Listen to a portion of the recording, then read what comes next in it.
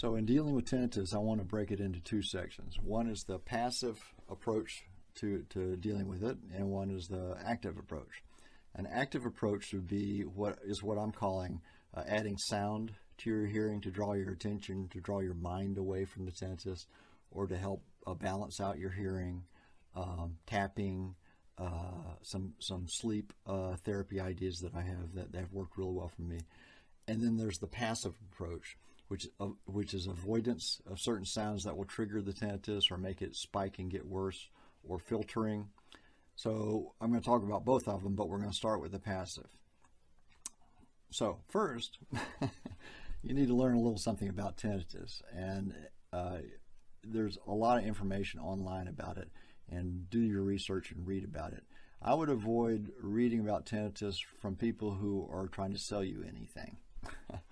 There are lots of neutral information. The American Tinnitus Association, the Mayo Clinic, I can't remember if WebMD has tinnitus information, but there's a lot of tinnitus information out there. And when you read 3, 4, 5 different articles about tinnitus, some of the constants are going to start showing themselves. And so over 80%, it's well over 80% of tinnitus is related to hearing loss, and that certainly is my situation, and that's how I'm relating to it. So do a little studying and learn about tinnitus. Now, in learning about tinnitus, here is my thought on it in terms of the passive approach. What's happening in your brain is you have a good brain, and it's always been able to hear in stereo. And it's been, in my life, my brain has always been listening to both sides of in stereo of sound. Having that cut in half, there's a real imbalance happening. In my case, usually is people who go single-sided deafness is in the left ear. I don't know why, but that's the normal, and that is my case. I'm deaf in my left ear. So what's happening is my brain is scanning for that signal that it is not receiving. So it's scanning and scanning and scanning. The right side, everything's still, the ear and the brain are hooked up nicely. The left side, there's a disconnect. And in that disconnect, that brain is constantly looking for the signal that it's not getting. And that's what's causing the tinnitus. Now, an interesting little analogy about this is a friend who is a businessman told me, an older guy, he told me in the 60s when they had meetings, they would put a little recorder on the table in front of when they were talking to record the conversation. And when people weren't talking, that thing would start hissing and whistling because it wasn't getting a signal. And as soon as people started talking again, it would calm down. I thought, gee, that is tinnitus. That's exactly what it is. So in my passive approach to tinnitus, I put an earplug in my right ear, because what I'm doing is I'm muting the left ear has nothing. The right ear has its normal hearing level. So what I'm doing is I'm bringing that right ear down a little bit to help calm the left ear, and it works remarkably well. So it's cheap. A free version of that is this. If I'm in a situation where I can hear the tinnitus is starting to spike and get louder because of whatever, because of dishes clanking, baby crying, whatever it is, there it is. Now, in the world of earplugs, you have this version. Whoop. Cheap. You get a big bag of them for cheap at Home Depot. And that will take the sound, which is sometimes what you want. You want to mute the harsh sounds in our environment. But sometimes that doesn't work that well. And there's a thing out called a musician's earplug. See if you can see it against my black. It's a little, well, you can see it. The thing that's neat about this earplug is it has a little attenuator, which is a filter. And that filter allows you to hear certain dBs, and other dBs get filtered out. And the reason they call it a musician's earplug is that when you're on stage, it's loud. Crowd is loud, all the banging around of what's going on stage, and sometimes the musicians can't hear themselves. What this does is it filters out a lot of that racket so they can still hear themselves. It's become very popular. They're all over Amazon. There are lots of versions of them. It's about $30 for a pair, and in my case, I only use one, so I'm getting $15 a pop on these. So what I'll do is put the musician's earplug in, and what that does is it takes my good hearing and my no hearing and balances things out, and that really helps with the tinnitus, helps quiet it down. So now, there are lots of different versions, different sizes of the musician's earplugs. Again, they're cheap. It won't cost you a lot to get a bunch of them.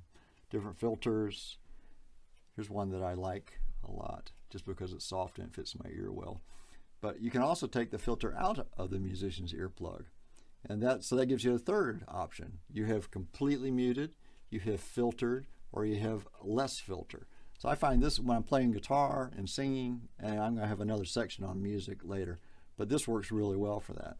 So I call these things our little toolbox of different things. Let's throw part of the other tool in that I showed, right? None of that's expensive. But a better way to think of it would be golf clubs. I don't play golf.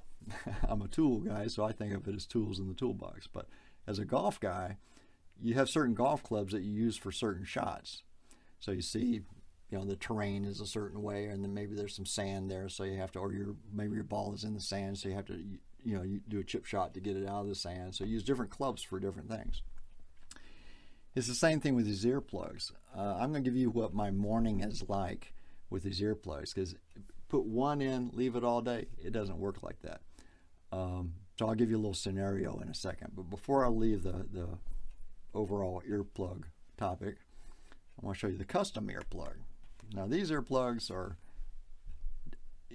less than $1, or you get the musician's earplugs that are $30, and really I only use one, so it's cheap. Or the custom one, which is a couple of $100, and that is the custom one. They take a casting of your ear canal, and it also has the little attenuator, the same thing that the $30 one has, but you can get a variety of attenuators to put in there, so you can cut out different dB levels as you need them. I use all these in different circumstances. They're different golf clubs in the golf bag. Is it worth it? If you've got a severe situation like I have, it's worth it. But is it appreciably better than the $30 one? Not really. Not really. I like to use these when I go to the gym and work out, because it's very noisy in there. So sometimes I have this in my right ear, again, to remember I was saying I wanted to filter it out. This doesn't go in the tinnitus ear, that goes in the opposite of the tinnitus ear. I'm going to recap once again. The tinnitus ear, the brain is looking for the signal. The good ear, the brain has the signal, and that imbalance is causing the sounds and the annoying hissing, all that you're dealing with. So by putting the filter in the good ear, it brings things down. This works really well. Now, if I'm in a spin class and the music's blaring, I'll have this in my good ear, and then I'll actually even take a foam and put it in my bad ear, because my bad ear can still pick up the percussiveness of the sound. So sometimes you can mix and match. One more thing. This is hydrogen peroxide in water, and I keep these things clean. The last thing I want to do is get an ear infection, so I'll hit them with a little hydrogen peroxide, wave it around a little bit, maybe get my car keys and whatever, and then put it in. The hydrogen peroxide helps keep it clean. It also acts as a mild lubricant, so it helps it to go in quite easily with the slides in much easier with the hydrogen peroxide. Now, they make, I thought I brought some down, but I didn't. Sorry. They make a little tube of stuff that's called hearing aid lube. That also helps, especially for the bigger one. You put just a little bit of hearing aid lube on that, and it just slides right in. It also acts as a lubricant, so there's a little less chafing when you have it in your ear. Putting this junk in your ear, it takes getting used to. I have the audiologist will ooh and ah on how small my ear canal is. Who knew? I had no idea. I'm a fairly big guy. I'm 6'1", 170 pounds, but I've got a little ear canal.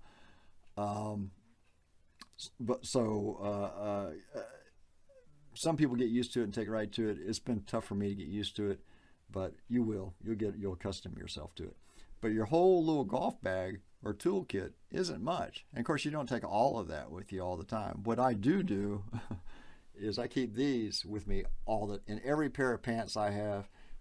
And I'm a jeans kind of guy, so there's always that little pocket for the watch, a little watch pocket. All my pants, I've got 2 or 3 of these in there because they always come in handy. So, I said one more thing, but I was kidding. I actually have one more thing. You know what these are? Just hearing protection. And I wear these. This is my favorite tool in the shop now. It used to be my glasses were my favorite tool. When I give these classes, I'd say, yeah, here's my favorite tool. And everybody leans forward and goes, because they're thinking I'm going to say some kind of Swedish-made chisel or something. And I'll say it's a razor blade. And I love razor blades because you can scrape with them, they're sharp, whatever. And then after a while, I start saying my favorite tool is, everybody leans forward. I'd say my glasses. Now my favorite tool are these. I've always worn these in the shop, not only for hearing protection, but my approach on it was when you have these on, the sound creates a certain amount of tension in your body. And if you can take that off the table, you stay calmer while you're holding a router or while you're doing something dangerous. Having the hearing on helps you stay calmer and keeps yourself focused on what you need to be focused on. These days, of course, I'm wearing these. I also restore old antique cars. So when I'm out in the garage or I'm in the shop, these are some of the most comfortable things. They look goofy. I'm not at the point where I'm going out in public, but nothing in my ear. They're comfortable, and it's just great. So don't be embarrassed about wearing these. So I wear them all the time in the shop, and I wear them all the time out in the garage, and they help me a lot. Because again, if you start keeping a journal, you're going to notice that certain sounds are going to make the tinnitus spike. And for me, those sounds tend to be high sound, like a wrench dropping on the ground, the noise of a bandsaw running. These things are bad for me. But this allows me to keep doing those things, doing the things I've done all my life and that I love. And it really helps keep the tinnitus under control. So swallow your pride and put these on. So I want to give you, to show you how I use my golf clubs in a typical morning for me. So I wake up, and I'm going to talk about habituation and getting used to tinnitus and how it doesn't annoy the crud out of you all the time. You will get used to it. It's amazing, human beings, what we can deal with. Another elephant in the room is depression and how you deal with that. And I have a section in these videos called Tinnitus Psyc 101, and I'm going to cover all that then.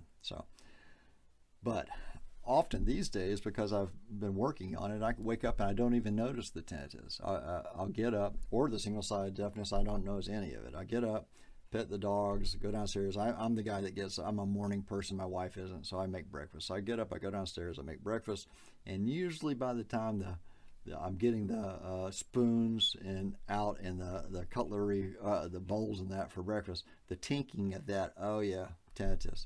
At which point, I will put in my little filter that doesn't have any, my earplug that doesn't have any filter in it. All I did was when I got the musician's earplug, just pop that filter out. So it's easy. And you keep it. Maybe one day you want to put it back in. So I'll take that and put it in my ear. Then after I finish making breakfast and feeding the dogs and calling my wife down for breakfast, to take the earplug out. Now I listen to the news, NPR news, and I reading kind of little thing I have there to read and that. By the time she comes downstairs, I hear her coming down the stairs, so I get another earplug because she's going to be noisy. Nothing undue, but it's just she can be tinking, making her tea, and then dropping things and getting her dishes and all that. It's enough to make my tinnitus spike. So at that point, I'll put an earplug in that's got a filter in it. So while we're having breakfast and she's talking, I can still hear her. It just knocks out some of the unpleasantness. So I can still hear her with the filter in the ear. After that, I take the earplugs out and I take the dogs for a walk. Now, what I've noticed is environment makes a difference. Inside is a lot worse for me than outside because the sounds are more reverberant and they're more contained when I'm inside. So when I'm outside, I can put up with a lot more than I can when I'm inside. So when I'm outside, I'm walking the dogs, walk along, and we're down on the street and they're on their leash, and here comes a work truck. I see it coming. It comes out of my watch pocket. I roll the sucker up, stick it in my ear. Work truck goes by. I don't see anything, other problems. I pop it out of my ear. I'm walking along. I'm going by a construction site. These guys are starting to, the compressor's running. They're banging nails. Goes back in my ear. Get past that. Keep walking. Turn around, come back. Oh, here comes neighbor with their dog. And I know these can be a dog bark fest. So roll this thing up, stick it back in my ear. So the idea is that you can't, not putting just one in and wearing it all day, is use different earplugs for different things, different golf clubs for different shots during the day. During the day, I'd say, including the hearing aid, my Widex noise generating device, and different things I do that I'm going to share all of this with you. I'd say that my waking hours, probably 50% of my time, I have something in my ear. I think it's important not to have something in your ear all the time. That's what the audiologists tell me. So one last thing on the passive side of dealing with the tinnitus, and that is keep a journal. Now, you don't go get a gold leaf, leather bound. It doesn't have to be that. Your journal can be a piece of paper and just write on the paper what's happening. Because what happens is you're going to start noticing patterns. If you say, today my tinnitus got really, let's say 11 o'clock. You go over a piece of paper, you write 11 o'clock. My tinnitus got really loud. So you go, what happened at 11 o'clock? Oh, a pan fell in the kitchen, and that caused it to spike up. Or again, you get caught off guard and the dogs are barking. And for the next hour, your tinnitus is really loud and it gradually starts to come back down again. Okay, so you know, pans falling, dogs barking. Whew, today was a bad day. God, what happened today? It started raining. I saw the weather come in. I guess we live on the side of a mountain, and I can look west and see the weather, and it comes black clouds rolling in. This happens consistently enough that I know the weather affects my tinnitus. Allergies. Other than the runny nose, I've noticed that when the mold count is high, my tinnitus will be especially sensitive. So keep a piece of paper. Doesn't have to be anything fancy. You might notice that diet affects it. I love pumpkin pie. Always have. And for my birthday, my wife made a few years ago, made pumpkin pie. So I had a big, healthy piece of pumpkin pie for my birthday. And after all the friends left and that, I had another big piece of pumpkin pie. That night, the tinnitus in my left ear and my right ear was awful. That was a real trigger that I'm not having pumpkin pie anymore. I don't love it that much. I'm not saying don't ever eat sweets, but if you start noticing a journal that when you eat sweets, count on the fact you're going to have some tinnitus afterwards. Just expect it. Don't be surprised by it. Oh, I ate a bunch of salty fish and chips, and I followed that with a big piece of apple pie. Gee, my tinnitus is awful. What caused that? Well, you know what caused it. Salt, caffeine, processed sugar.